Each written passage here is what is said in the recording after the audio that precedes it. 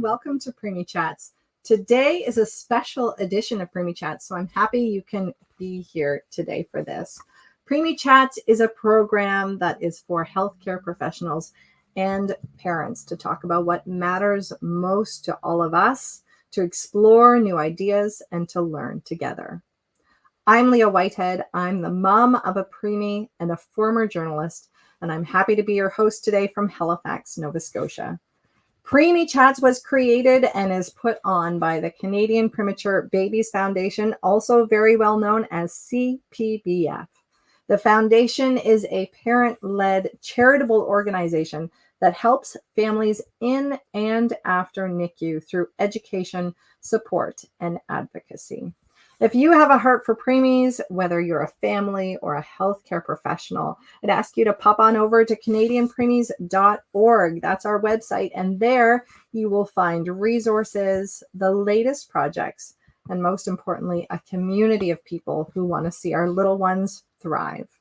Today's session is live, so I invite you to please bring your voice to the table. Leave comments and questions, and we'll try to address them during our program today. It is through rich conversations like the one that we're just about to have that advances practice and helps us to learn together. So please participate and let us know where you're watching from. If you follow CPBF on social media, you may have seen that we have acknowledged National Multiple Births Awareness Day in Canada this week. So today is a timely topic. Approximately 56% of twins are born prematurely and require a NICU stay. For this special chat, we're going to talk about the real-life struggles families face to access the resources their children need after NICU. I don't know how many multiples parents you know, and maybe you are one yourself, but these parents are strong advocates for their children. And so I'm excited to talk to some powerhouse parents we have lined up today. We're going to be talking about navigating the education system, the healthcare system, and how to find quality medical information. We're going to have a discussion time with questions after all of our presentations today, so I hope that you'll stick around until the end for that. And please put your comments and questions in the box below so that we can address them during our time together. We're going to get right to it, starting with our first guest, mother of triplets, Dina Naiman. Dina sits on the board of directors for Multiple Births Canada as the vice chair and director of chapter support. MBC, the Multiple Births Canada, is a charitable organization that works to improve the quality of life of multiple birth individuals and their families. As I mentioned, Dina herself has 15-year-old triplet boys who were born prematurely, a day shy of 34 weeks. 2 of her babies spent 3 weeks in NICU and 1 spent 6 weeks. Dina has extensive experience navigating the school system with her triplets, and she joins us today to talk about that. Thanks for being here today, Dina. My pleasure, Leah. Thank you so much for having me. Very excited to be here and represent Multiple Births Canada. Like you mentioned, I am the chair of the organization. I sit on the board as the chapter support director as well. So today I'm going to talk to you a bit about a topic that is near and dear to my heart and to many hearts of parents of multiples and really all parents of preemies, especially those born at the end of the year. And I'll get into that a little. So I'm going to talk about challenges in the education system for families of premature multiple births. So a few topics that I'm going to go over. I'm going to just go over a little bit what Multiple Births Canada is about and tell you who we are, what we do, go over some of the struggles entering the school system, especially for premature multiple births when starting school. I'm going to talk about some of the challenges while in school, especially for the parents and the families, some things that we have to navigate. And I'm going to give you my personal story as well. So as was mentioned already, I do have triplet boys myself that were born just shy of 34 weeks. And that was in December of 2008. They're 15 years old now. So we've kind of gone through the system, and I will tell you about that story. And then finally, a little bit about the advocacy that Multiple Births Canada wants to do for the education rights of multiple birth families in Canada. So a little bit about Multiple Births Canada. Our mission, very simply, is to improve the quality of life for multiple birth individuals and for their families in Canada. So we are a national charity. We help multiple birth families across all of Canada. We have chapters in different cities, in different provinces all across the nation. We offer information, help, advocacy, and support groups. And we are run entirely by volunteers. Actually, we just have one employee, but all the rest are volunteers. I myself am a volunteer, and we are all parents of multiples ourselves. These are some of the values that we provide. So we provide connection through the local chapters, through peer support networks. We are members of ICOMBO, which is the International Council of Multiple Birth Organizations. We provide fact sheets, we do some webinars, information to help the chapters thrive, and we also do awareness. So just a couple of days ago, on May 28th, we celebrated National Multiple Births Awareness Day. So we help promote that throughout the country, and we do some special projects and advocacy projects. This is a little bit about us. We've been around since 1978. We have 10 chapters across Canada. We have 7 board volunteers. You can see we have a lot of fact sheets and 1,500 member families. If you're looking for us, you can find us at multiplebirths.ca. We have Facebook, Instagram, Twitter, TikTok. Please follow us on all social media, and you can get the latest information and just interesting tidbits there as well. Okay, so getting a little bit into it about the struggles that families have when they're entering the school system. So in terms of prematurity and corrected age. So if you think about babies that are born at the end of the calendar year, I should say, and then they're going to be entering school, and it might not be in the year that they would have been in if they had been born full term. So you're already kind of behind the 8 ball when you start out prematurely, and you go through all the struggles of life having premature babies, and they have to overcome all of that at birth. And then to add insult to injury, sometimes you're starting school in the school year ahead. So they're being put with kids that are older, more mature. Sometimes there are issues with speech. Sometimes there are issues with language development, and those things do carry through. So we talk about corrected age with premature babies. So we will say how many weeks that they would have been if they had been born on time. And yet in the school system, they're not really familiar with corrected age. So there's not really a lot of awareness about that. So that's something that we deal with. In terms of multiple births, a lot of times you might have a set of twins or triplets where they have different academic needs, different emotional needs.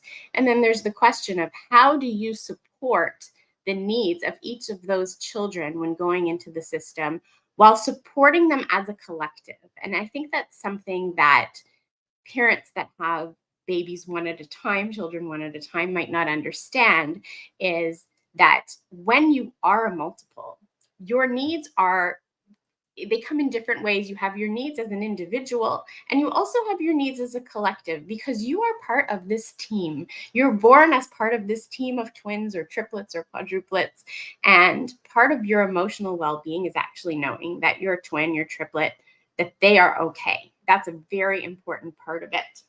So there's something that we call checking behavior, which is like checking on your twin, making sure that they are okay. And if they're okay, then maybe I can go on and do what I need to do and be okay as their twin. Okay. And they just have a very strong emotional bond. It's even beyond what I call beyond a sibling bond. It's something that's very, very close and almost part of yourself, part of your own identity. The other thing that we are concerned about is comparisons, competition, and creating identity. So comparisons, of course, you see two children in class and maybe they look alike, or maybe they have similar behaviors, similar mannerisms, and just similar skills and interests, and you think, oh well, this is the same person, it's just like a clone. But they're actually not the same. They have individual needs and they need to be evaluated as individuals, especially in a school setting. Sometimes the twins will compete with each other, or they'll be made to compete with each other. And there is also something that I always talk about when we talk about multiples, which is the concept of fairness. It's on another level when you have multiples. So if you have one twin in one class with maybe an easier teacher or less homework or something like that, and the other one is having a harder time, more homework, more expectations, that comparison at home can be very, very challenging for the family. So that's something that is to be considered. And in terms of identity, I call it a fallacy of creating identity, because the truth is, identity does not need to be created. Identity exists. Each twin, each triplet actually is an individual and has their own identity. But there's a fallacy that people think that we must do something to create identity. The idea that maybe you need to separate multiples in order that they can each individually thrive and create their own identity. Personally, from what I've seen in my own experience and in people that I've talked to, which is many, many, many over these 15 years, that's not actually something that's necessary, because identity exists regardless of what people see from the outside. So there's always this big question: to separate or not to separate? And I put it like Romeo and Juliet there, I put that little image of the balcony. So there's different stakeholders when it comes to making these decisions. And one of the issues in Canada right now is that there's not really any laws or any rules or even any support around this. So I have here some of the different stakeholders and images. I have a principal. So there's administration that might be making decisions or might be part of that decision making. You've got the teachers that are obviously part of that. And then you have the family themselves. And sometimes the families aren't getting enough say or getting even a voice. And that is something that Multiple Births Canada wishes to improve in terms of giving that voice in the future to multiple birth families. Okay, so here's some of the resources that if you are looking to talk to your school before school placement, you can go to some of these websites. Multiple Births has a resources page, and we have a couple of fact sheets about this. There's iCombo and twineducation.org, and I'll talk a bit about that. Okay, let me give you my personal story. So my 3 boys were born at the end of December, actually on Christmas Day, 2008. So if they had been born at 40 weeks, they would have been born in 2009, actually in February of 2009. That would have put them in an entirely different school year. However, I live in Ontario, and in Ontario, the rule is that you must send your children to school with the age that they are. There are some people who do fight the system. It is possible to do so. And, you can delay entry, but it is a big challenge. So yeah, my kids had to start school at age 3.5 when they started junior kindergarten. They were the youngest. They were premature. So already struggling to get to those milestones. And now I had to worry about putting them in class with kids that are more mature, more developed, older. And, it seemed like a huge challenge. And it was an uphill battle, to be honest. So here they are. These are my boys. You can see I have a picture of them. This is a recent picture. And then there's a picture of them in the NICU when they were babies. And you can see there's no sign now of their preeminess. And I will just fast forward to the end of my story before I tell the whole story, which is that everything turned out fine and they are great students. They're in grade 10 now and they're doing really well academically. And there's absolutely no sign that they ever struggled in the beginning. They're doing great. And here are some pictures of our school experience going through it. So I was very lucky that when my kids started kindergarten, our principal actually came up to us and said, we're going to put them all together and, don't worry about it. And that was a huge relief for me, because going into the school system with 3.5-year-old preemies who had been together their entire lives, I didn't want to throw them into this brand new situation of school and also have to have them go through the anguish of separation, because it really is that. It's difficult for them and it's difficult for the parents. So we were very blessed that we had that opportunity to have them be together. It was really great for us. They were together for kindergarten, junior kindergarten, senior kindergarten, and in grade 1. And then, we constantly had communication with the teachers, and the teachers after grade 1 said, maybe you want to think about separating them because they did have different needs. Definitely, there were some learning struggles in the beginning, particularly with reading, and it might have been a good time to separate them. And we talked to our kids about it. And when they were ready, and we were ready, which was after grade 1, we did that. And that also went really, really smoothly. So the point is that there's not really a prescribed answer when it comes to separating or keeping children together in school. What is important, though, is to recognize the needs of the individual family. Sometimes twins or triplets, maybe they don't get along and they might be fighting in class, and this as a parent, and you might need to advocate that they should be separate. And sometimes that checking behavior, knowing that my twin is okay, knowing that my triplet brothers and sisters are okay, is important for them to be able to just put that aside and concentrate. So my kids each were able to thrive individually. They worked independently. They didn't always need to be together, but once they knew their brothers are okay, they were fine in those early years. And then beyond that, it's really flourished. And actually today in grade 10, for the first time this year, because in high school you don't get to pick, who's in your class, they actually have a class all together. And even that's going very, very well. So this is a project, an advocacy project that Multiple Births Canada is working on. We're starting this up. We have a public service announcement that will be coming out later. And we're trying to give that voice to multiple birth families in decision-making in their education, and raising awareness amongst the educators and Canadians everywhere that there are unique needs for each set of multiple birth and each individual in a multiple birth, in a twin or triplet or quadruplet group.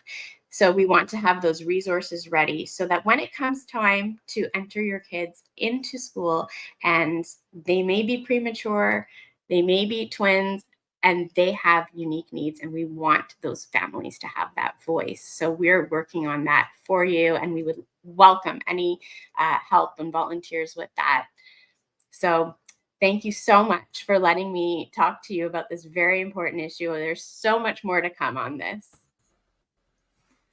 Thank you so much for sharing your presentation. I was scrolling notes and questions, and I did put one of your resources links in the comments. So if anyone wants to visit, then you can find it there.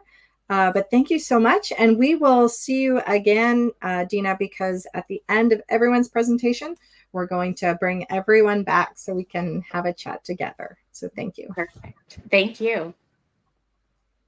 Our next guest is a mom to 10-year-old mono-identical twin girls born prematurely at 29 weeks, as well as a 12-year-old singleton boy born full term.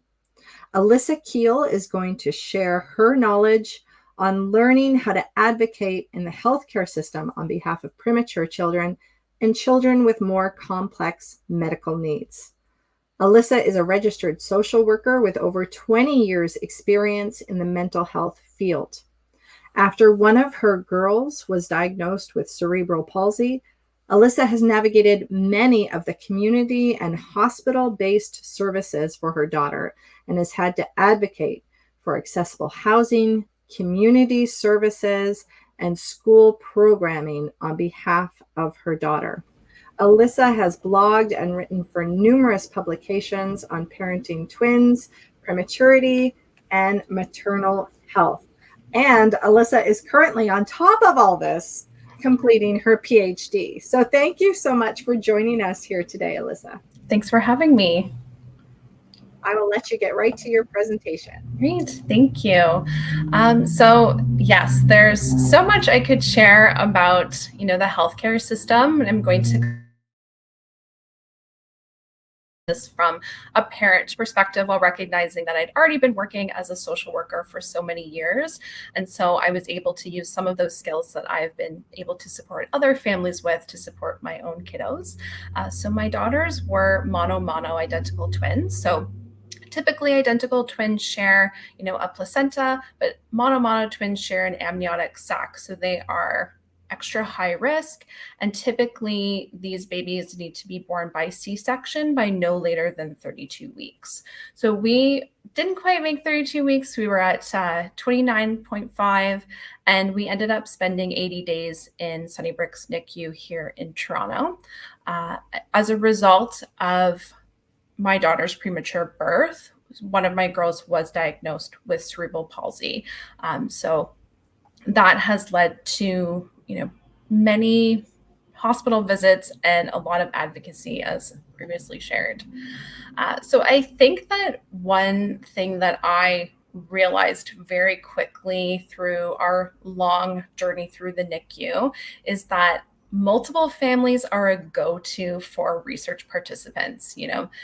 If you happen to be in a teaching hospital or a research-based hospital, you're going to be approached many times by researchers because they're thinking, one caregiver, multiple participants for their study. And it's really important for us as caregivers, parents, families to remember that we can say no. You do not need to say yes to everything. Everyone is going to come at you. And due to my daughter's cerebral palsy diagnosis and her, needing follow-up care even today, we still get approached for research. And I, am now able to have those conversations with my daughter. But at the time when they were newborns and preemie, it really was up to me to decide what I felt would be appropriate or not appropriate. But we're kind of there's like a beaming light for us that as soon as the researchers hear that multiples have been born, they will approach for research. The other thing that I would say is that spending so much time in the hospital, you're surrounded by a lot of medical terminology, medical jargon. And I, for one, do not come from a medical background. And so it's really important for us to understand the terminologies that are being used, the language. I remember asking the NICU nurses constantly, what does that mean? What does that sound? What does that machine do? Because I wanted to be comfortable in the space that I was in. I spent almost 3 months with my girls in this tiny little room and wanted to kind of understand, where I could participate in their medical care, given that I was their parent. And they were so little. They were born at 2 pounds, and I was scared. I didn't know what to do. I wanted to trust, of course, the medical professionals, but at the same time, I quickly grew to know my girls best. So don't be afraid to ask questions. And again, don't be afraid to say no. I think now there is a movement towards family-centered care. And so, for those who've spent time in the NICU, you know how impactful a family's presence is in the NICU. And so I was very fortunate. And one of the studies I did agree to participate in was around that family-based care. And so I was able to lead rounds in the morning and talk about our goals for the day surrounding, feeding, looking at potential discharge.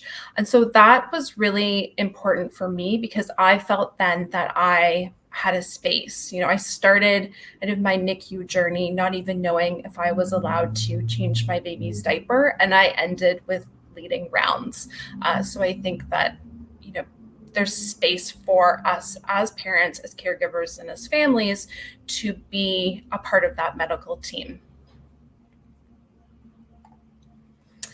So really thinking about, at the beginning of my daughter's life and my daughter's lives and my son as well, we really have to make those decisions on behalf of our children. However, as they get older, we're really moving away from that kind of parent advocacy lens to self-advocacy. So my daughter in 2020 had to have major hip surgery on both of her hips. We were going to be in the hospital for an extended period of time of about 3 months. And I remember when we were talking about the surgery with the surgeon at Sick Kids, and they were talking in a way that was very adult based. And so my daughter would have been 6 years old at the time, but she was aware that she was going to be having surgery. And so it was really important for us to remember to use language that our kids can understand. And so giving them space to ask questions. Even, most recently when we went back to have our check-in with the surgeon, they were asking questions and I went to answer and my daughter started answering all the questions. And even just for myself, remembering to take that step back and allow our kids the opportunity to, advocate for themselves and to say what's bothering them or what's going well or what they're enjoying or not enjoying. If they're experiencing pain, allowing them to describe that pain for their physicians. I think that that's really important. And even, going through the decision making together when it's possible. Unfortunately, I'm sure my daughter would have said, no, I really don't want to have surgery. It was a necessity, but even thinking about, where does she have voice? Where can I give her space to, decide certain things? And we are very fortunate to live in Toronto, where we're surrounded by so many amazing hospitals and community-based programs. But even after her surgery, being able to place her order at Sick Kids for what she wanted for breakfast, little things like that really allowed her to feel like she was part of the journey as well. I will say that having, a child with, more complex medical needs, in addition to Ehlers cerebral palsy, she does also have hydrocephalus, which is fluid on the brain. So we essentially have been to, between all 3 of my kids, I think I've been to every single hospital in Toronto, except for maybe one. And every system is different and they're each unique in and of themselves. So I would say that being able to navigate healthcare is almost in itself a full-time job, especially depending on the needs of your child. And so really thinking about looking into the resources that are available at the hospital. I can share that sometimes it can be very difficult, even for myself as someone who works in mental health and is familiar with most of our systems, how challenging it can be to, find the right person for the right wait list, to get connected in the right place. And it's much easier when there is someone who is either a case manager or a system navigator or a coordinator who can help me along the way. Patient portals are fantastic. Many hospitals are using an electronic record system. And so that's really helpful for me to be able to just log on and look at the reports that are being submitted. You're able to send messages to your, physician, because as I'm sure we all know, it can be very challenging to get physicians when we need them, but being able to send them messages through a portal is very helpful. I know for some of us, binders are helpful. When my girls were first born, I traveled with a binder like this for both of their medical needs. My other daughter has been fortunate in kind of growing out of her premature health needs. But, as I continue through this journey with Ella, this lifelong diagnosis, it is a lot of information, and thinking about if I were to end up in an emergency department, what would they need to know? who are kind of the main contacts. And so sometimes having that physical, binder or a notebook or a space to jot things down can be really helpful. I will also say as well that when possible, if you're able to bring, someone with you, and recognizing that COVID has changed many of the rules around this, but sometimes it's helpful to get someone whose role is there with you to just listen to what the physician is saying, especially when we're getting, particularly challenging or upsetting news. It can be helpful to have someone who is really just focused on the medical information or that health information for us to kind of take back and digest as caregivers. So those are kind of some of my tips. Again, kind of like Dina, I could go on and on, but thank you for taking the time to connect around this topic kind of from a parent's perspective. Thank you so much for sharing that with us. I think, I'm already loaded with questions, so I can't wait until when we're all together again. But thank you for sharing that, and we will see you again in a little bit. Thank you. And finally, I'd like to introduce you to our last guest. Stephanie Ernst is a twin mom, expert patient, and Australian living in the Netherlands. After delivering monochorionic twins at 31 weeks, Stephanie struggled to find quality information about twin anemia polycythemia sequence, or TAPS, which is easier for me to say, TAPS, the diagnosis she had received for her daughters. This led to the creation of a Facebook community and later grew to the charity TAPS Support. Her aim is to help continue research into the complications of monochorionic twins through actively raising funds for research projects, supporting researchers of the future, and talking with professionals about the perspective of parents with complicated twin pregnancies and additional considerations they may need. She also has a passion, and so do I. I connect heart to heart on you with this one, Stephanie, for breaking down medical jargon and helping families understand their diagnosis through giving good quality research in everyday terms. So important. Thanks for joining us today, Stephanie. Thank you, Leah. Okay, so I'm going to present today, and I just want to quickly talk about myself, and I'm just going to talk about the challenges that I had finding good information online and also navigating the information that's available. And I'll also talk a little bit about how important that doctors and parent organizations are really talking together and navigating things together. So the first thing that I'll do is I will talk about myself quickly. I am an Australian living in the Netherlands, and I live here with my husband and my identical twin girls. I'll talk about them a little bit later. I'm a freelance writer and content marketing specialist, and as multiple parents will agree, I run on very little sleep and a lot of coffee. So in my spare time, as Leah explained, I also run TAPS Support, which is a nonprofit aimed at continuing research into complications of monochorionic twins. I do call myself a TAPS nerd, and I talk a lot, so be warned. Okay. So little bit about what brings me here. These are my bragging rights, and if we don't talk about ourselves, then who will?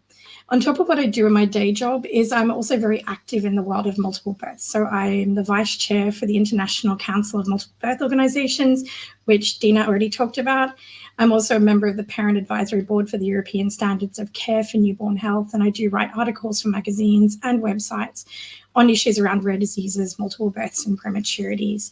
I've also co-authored a few research articles with two other amazing twin mums, hi Rebecca and Lauren, and we talk about the parent perspective and what changing things around the parents. And I do some speaking for giving the perspective of twin parents.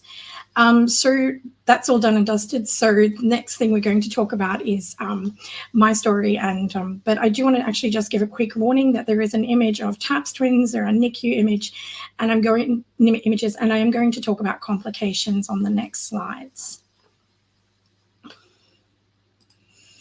Okay, so back in 2013, I found out I was pregnant with monochorionic diamniotic twins, and my local hospital, they were fantastic. They sat down, they explained all the things that could go wrong, including twin-to-twin transfusion syndrome, but my OBGYN was extremely, extremely good, and he reassured me that because it only happens in 10 to 15% of pregnancies, you're not going to get it, you're fine. And so I can pretty much say I had a fairly standard pregnancy. I had hyperemesis up until 21 weeks. By 24 weeks, like, things were really settling down and I was starting to enjoy pregnancy, I guess, as much as you can enjoy a twin pregnancy. And the only thing that was really bugging me all the time was this constant backache I had and like this feeling of tightness in my belly. And for anyone who's sitting in the audience, they're going, aha, yeah, if you know, you know. And so it was then that I had been rushed to a bigger hospital, and that was confirmed that I had a diagnosis of stage 1 TTTS. And what was also diagnosed at that second hospital was the newer condition called twin anemia polycythemia sequence, or TAPS. I don't expect everyone to trip over that name. My girls were delivered at 31 weeks, so 7 weeks after our initial diagnosis, with stage 3 TAPS. Our TTTS did resolve, but TAPS stayed around and progressively got worse. It was only discovered in 2006, so TAPS is a very new disease. So there was very limited information even in 2013 because it was only 7 years old at that stage. And all the information that was available was actually either in Dutch or in medical journals and one Wikipedia page. There was nothing in plain language. And as a parent, when you are given this diagnosis of like a really new, incredibly rare condition, you just want to find out as much as you can. And this is a human reaction. We all do it. And so we had a lot of conversations with our research team and our doctors. And when we asked the questions, they were always, well, to be honest, we actually don't know what the outcomes are going to be. We think it could be a mild disease, but we just don't know. And we knew that we were with people who were talking, well, they knew what they were talking about, but you still have to process that there is so much unknown. And even now, 10 years later, this still lives in my mind. And you're living constantly with what ifs always and thinking, is this related to TAPS? Is this related to prematurity? So it is quite a challenge when you have this rare diagnosis. So, and one of the things that Alyssa spoke about is that when you are having a multiple pregnancy, it is an absolute information overload. You go to that doctor's appointment and so many things are just thrown at you. You become an expert in a foreign language, and it's the language of multiple births. So these things are being thrown at you, and there's a lot of negativity that's thrown at you as well, because you start being faced with preterm birth, complications, twin-to-twin transfusion, selective fetal growth restriction, preeclampsia. These things are all going through your head constantly, and you are seeking information to reassure yourself. You're human, so we hear these worst possible outcomes, and that's really all we take away. So it's natural that we look for positive stories, and also we want to read them and see them in language that we understand. And, quality information on TAPS was just so hard to find. And in the beginning, I just had those few websites, and I was lucky that I stayed in contact with the researchers because we had some long-term follow-ups. So I was able to ask them some questions. But again, there wasn't a lot known about this. So in 2016, I started a Facebook group, which was actually just designed to connect TAPS families together, because we found that, there was about 10 of us, and we just found that we were in the TTTS groups, and we kind of got lost because there was a lot known about TTTS, but not a lot known about us as of TAPS families. And it just was a place to share our experiences and have those aha moments where you could connect. But it honestly was one of the most amazing things in my life, because suddenly I had people that I could talk to, and you could tell them the stuff that was coming from the researchers. And finding anyone who can connect with your story is really just an amazing feeling. And even now within our community, we still have these aha moments. We also did create a website, and that was just information in everyday language. including resources and papers that you could take to doctors and videos with experts explaining what you need to know. There are some family stories. It was everything that I wish I had when I got my diagnosis.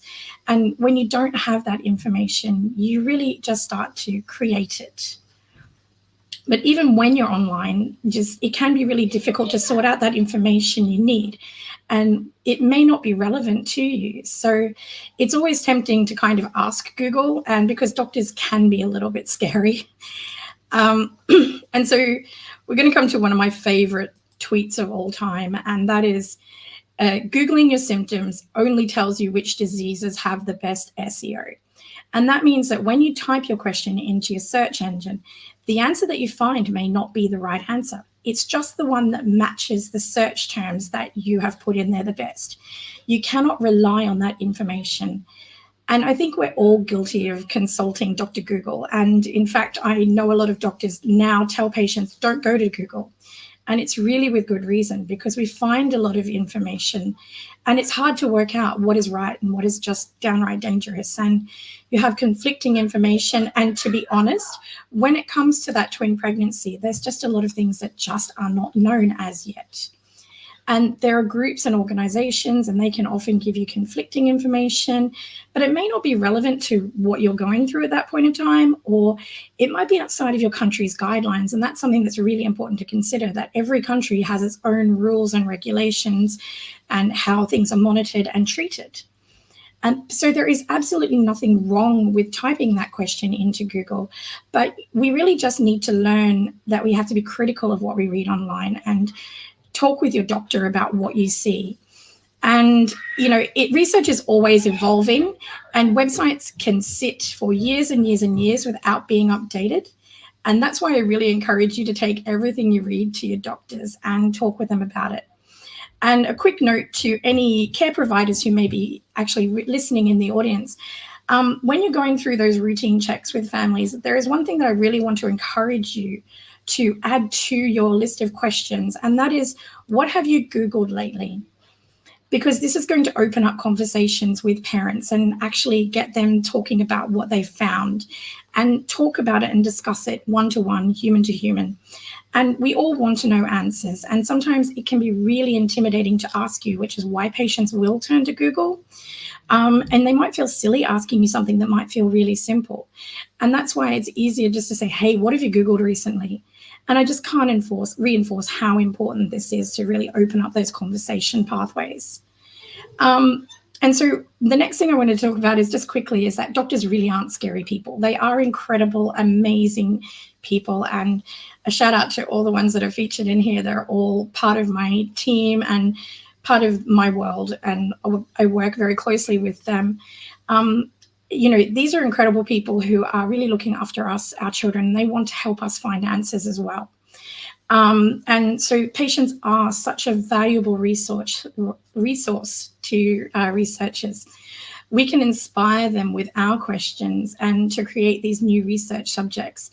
And the role of patient organizations and parent groups is just becoming so much more important when it comes to research, with new guidelines and now actually emphasizing the need to consult with patient organizations and for them to be involved in the development of research projects.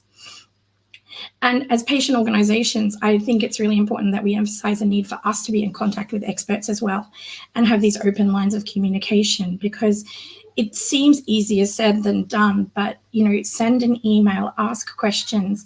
It is really vital that we have this advantage of the access to research, but also the ability to collaborate and cooperate with them, because the research community is just so important.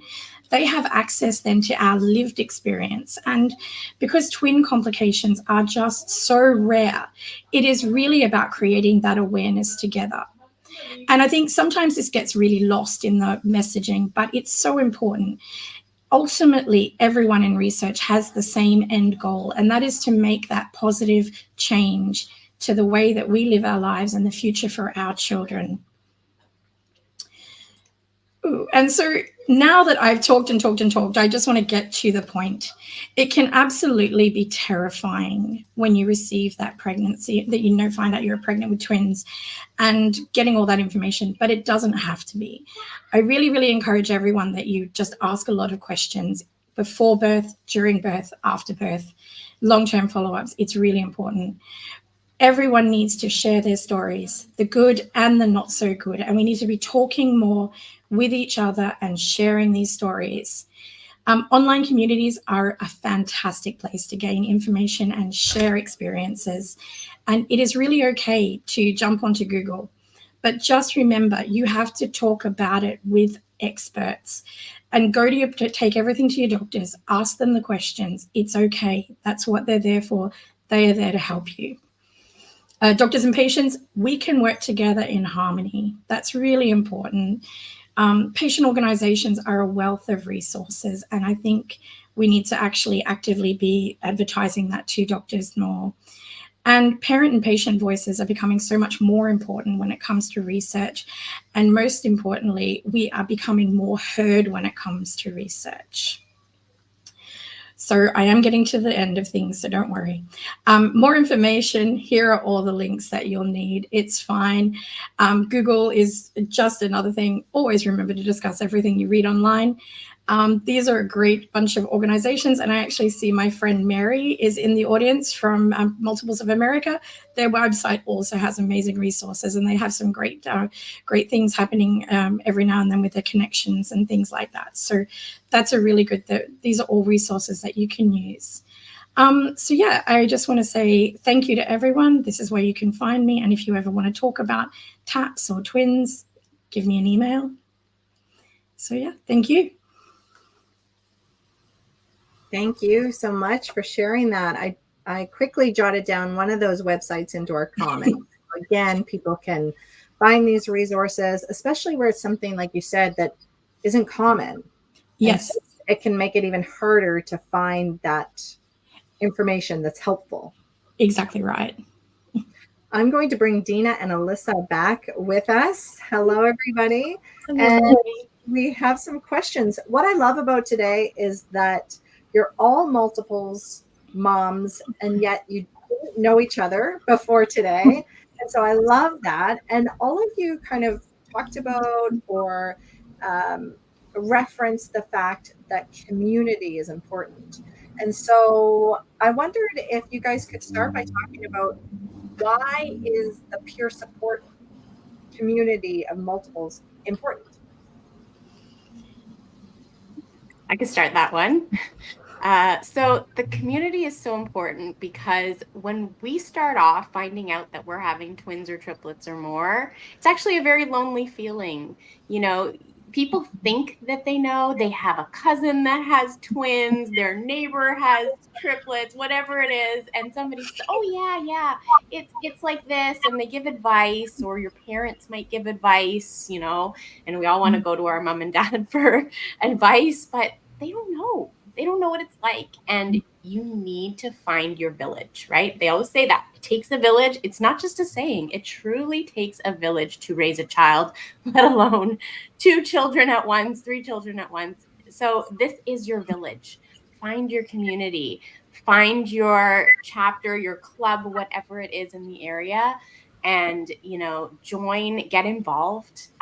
These people are the people who truly understand your life. They're going to cheer you on when you do the simplest things, like you got dressed today and took a shower and were able to take care of your babies. And we get that with each other because it's hard. It's, you know, you're one person and you have 2 arms, and you might have a baby in each arm, and maybe you got one on your back. I don't know. So it's a lot. Yeah. No, I absolutely agree. And I think also in-person communities are great, but also online communities are also fantastic because you have that connection with people across the world, and there will always be someone awake in those online groups. And I think that's a really important thing to acknowledge, that you can have a cheerleader anywhere in the world. Mm-hmm. I think it's particularly important if you do have a child with like a complex medical need, because it is very isolating no matter their age. Obviously, infancy is very challenging, but as your kids grow, like they say, bigger kids, bigger problems. And it feels that way sometimes. And so having people who just get it and who are non-judgmental can really make such a difference. The other point that Dina, you brought up first, but Alyssa, when we talked before prepping for this, you talked about how your kids are in 2 different schools. Is that right? That's right. Yes. Whole idea of fairness. When you said that, Dina, I was like, oh yeah, the idea of fair. Because I have 3 kids, but they were not born at the same time. And as a parent, you're always kind of navigating fairness, but it's a different thing when you have multiples. And so, like, Alyssa, have you experienced that? And how do you navigate that idea of fairness? Oh, it's challenging when we think about accessibility. My daughter does use a wheelchair, and unfortunately, I live in Toronto, and you would think Toronto would be a very accessible city, but it really is not. Our schools are old. And so my girls have actually been separated since preschool. One of my daughters ended up going to a specialized preschool. And from there has been, she went into a hospital-based kindergarten program and then went to a different school because it was accessible. And my other kids go to a school which is not accessible. And the idea of fairness, it's really more thinking about equity and what makes the most sense for inclusion. I had to really think about the school environment that I wanted my daughter to be in, what my hopes were for her. She's very cognitively aware, and so I think that sometimes there can be an assumption that if an individual has a physical disability, perhaps it's then also cognitive, and that's not the case for my daughter. And I wanted her to have opportunity to learn. But the programs that we have here typically that are geared towards, kiddos with physical disabilities are also then less challenging academically. And that can, prevent them from having other opportunity in the future. So in some ways, it's been good for them. Dina, as you mentioned, talking about them developing their own personalities and becoming their own people. That has definitely happened. But then there are the challenges of different, pizza days and different, needing to connect with different schools for parent-teacher interviews and everything like that. So it is a struggle. And I think that when you're talking about advocacy in the education system, unfortunately, it never ends. And it's definitely something I think that each family really needs to consider what works best for them, because it's not one size fits all.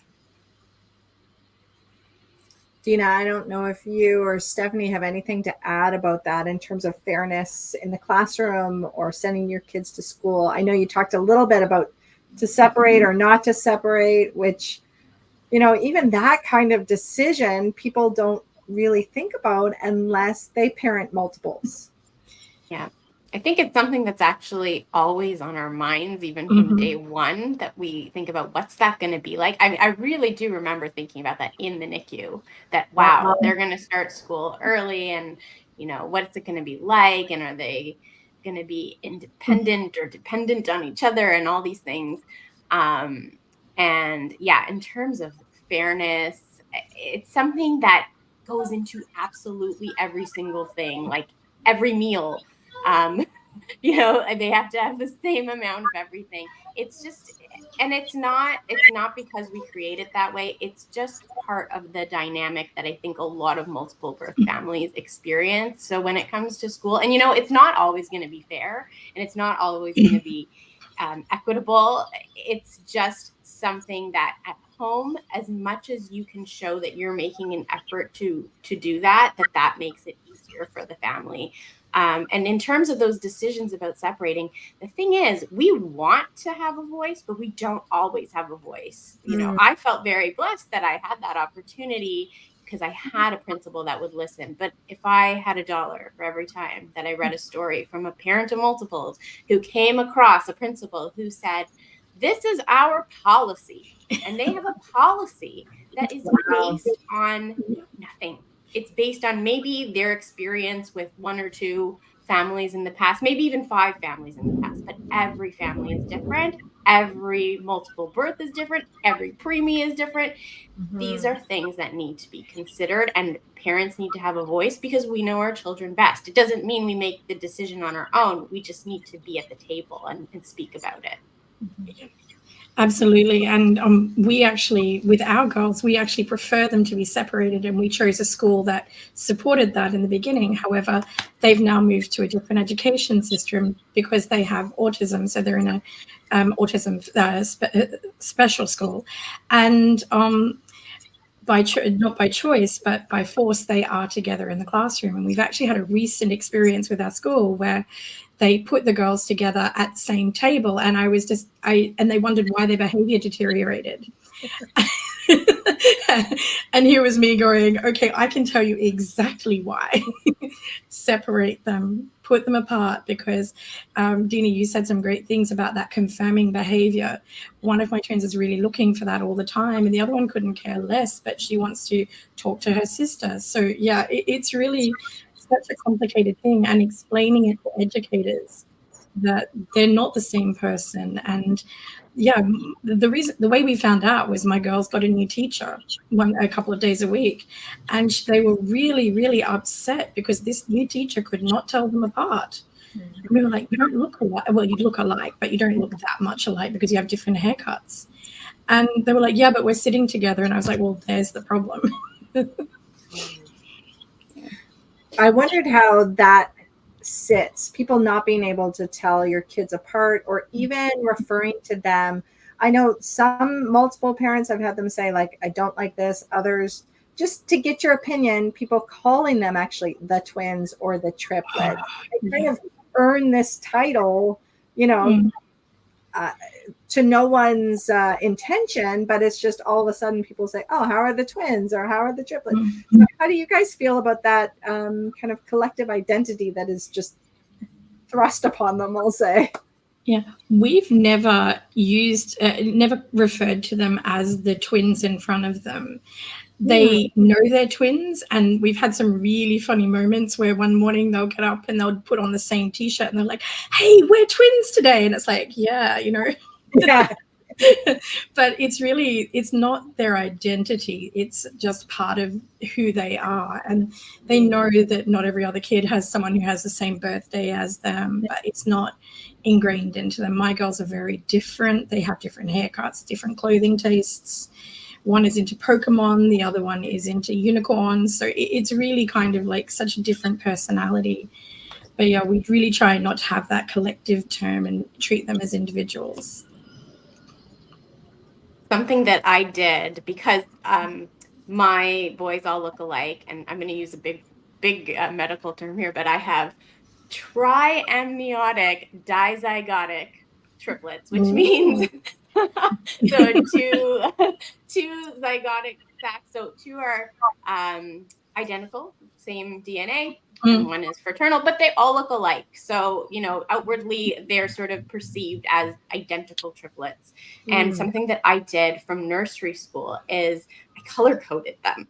So they each had a color, and to this day, at 15 years old, it's still their favorite color, and they often choose and wear that color. Not as much. There's a lot of gray and black going on right now, but you know, in the early days, it was Shane is blue, Daniel is green, and Benji is orange, or sometimes red if we couldn't find orange. But I would always buy things in these colors, you know, their clothing, so that the teachers could tell them apart. Because some teachers, they will figure it out in 5 minutes, and some teachers don't make that effort. I've had teachers that had them for years and would call them the triplets, the Naiman boys. And I'm just going, you know, make an effort. In terms of the name, the wording, the triplets, it always bothered me. I didn't like it. And it's funny, it really didn't bother my boys so much. A lot of their friends, even now, will say, oh, the triplets. It doesn't bother them. I don't know. It bothers me. And I would tell the teachers if I heard anything. I said, you know, if you don't mind, could you please just call them by their names? Because I wanted them to be known individually, especially in school where you're being evaluated, right? So how are you going to tell me how Shane is doing and how Benji is doing if you don't know which is which? Right. So, yeah. So that was something that was very important. But for them, like you said, Stephanie, it's part of their identity that they are a triplet, but it's not everything. So if you call them that, they're not so bothered. It bothers me. I wanted to talk about advocating as well, because such a large part of what we talked about today was advocating for our kids. And all three of you had the start with your twins or triplets in NICU. And so how do you think that experience, or did it set you up for being a parent who advocates for your kids? I can speak that I did know that I would be spending time in the NICU. Having mono twins, you typically do. And I actually advocated to take a tour of the NICU while I was pregnant with them, so that I knew where they would be going and what would be happening. I also advocated for them to stay together. So for those who aren't familiar, the NICU that we were in was a level 3. And typically when, the babies start to get healthier, they get moved down to a level 2. And they wanted to move one of my girls to a level 2 and keep the other one in level 3. And as the NICU will say, we need parents here. The best way that these babies are going to grow will be to have, the family present. Like, how am I supposed to be present in 2 NICUs at the same time across the city? So it really did start even before birth. And just like I mentioned, there's so much medical jargon. And when you're having a rare form of twins, as Stephanie, as you shared, there's not a lot of information out there, and it can be overwhelming. And so even speaking to just like break it down for me a little bit, like help me understand what exactly you're trying to say. And I think that the one thing that I will say is that my kids advocate for themselves and each other a lot more than I would say maybe their same age peers would, because they've seen me do it from birth, but also I've been trying to kind of instill that in them. So I think that being a part of the medical community for such a long time definitely has, made me a better advocate for my kids. And I think too is that when you are forced into a situation where it is rare, you become an armchair expert. In Dutch, they have a word, it's ervaringsdeskundige, and it means expert by experience. And you really honestly become this expert by experience. And when you walk into a doctor's appointment, you can sit down with the folder of papers Alyssa talked about, and you can go through and you can say, this is probably the first and last case of this you'll see, but I'm here today because my children need this. And you are the expert. You're explaining to the doctors. And it's more that you've become, it's not by choice, but you've been forced into this role. And I think that's what really makes you become the advocate for your children, is that they don't have a voice. Well, they're 10 years old now. They have a very loud voice, as you probably heard in the background. But, they don't have a voice. They don't understand what's going on. You are forced to step into that role to be the advocate and to be their voice. Yeah, definitely. Starting out in the NICU, I would say actually when you find out you're having twins or triplets, especially with higher order multiples, you're about to enter a situation where you're going to have to speak up for yourself, where you have a high probability of NICU time. I would say that with higher order multiples, triplets or more, that it's almost a guarantee that you're going to have NICU time. Some don't, but most do. And so that is the first lesson of NICU, is to be your own advocate. And knowledge is power. And I have to tell you, Stephanie, that I wish I knew what TAPS was. I mean, my boys were born in 2008 and it was just brand new, because I actually discovered a few years ago, when I learned all the information that probably you put out, that I think 2 of mine actually had that. I thought all these years that they had twin-to-twin transfusion syndrome, TTTS, but no, I think they had TAPS, and I'll never know for sure.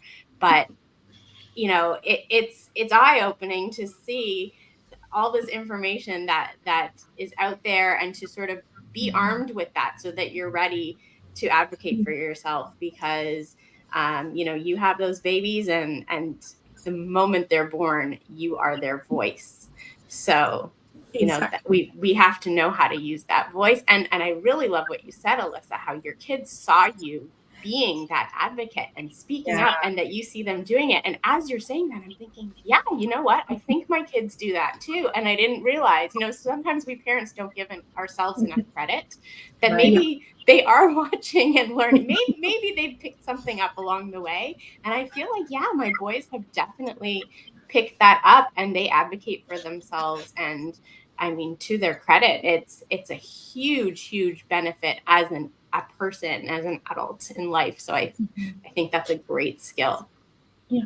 And something you just said that's really interesting too, Dina, it just made me think of my NICU days when, everything used to be this umbrella term of TTTS, and it's not. And there are different diseases. There's actually 4 different diseases that fall under that umbrella of, of twin complications, and they're all separate individual diseases. So it's actually not accurate to be calling them all forms of TTTS. But when you come to the NICU and all your team, when you move from like the high level NICU where everyone knew about TAPS, they were researching it. The guy who named it was your neonatologist, to your local NICU, and they're going, oh, it's TTTS. And you're like, well, that doesn't sound right. That's not what I was diagnosed with. And so you're having to also advocate for them to change their language around it. And even if there's not a lot known, you still have to have that conversation with them that, it's actually TAPS. And I have still got problems on my girls' documentation because anything from our local hospital says TTTS and not TAPS. So if I can give a note to any medical professional who may be listening, make sure you record the right diagnosis. It's so important for later on when our preemies come up to being school age. We need the right diagnosis to get the right testing done. Mm-hmm.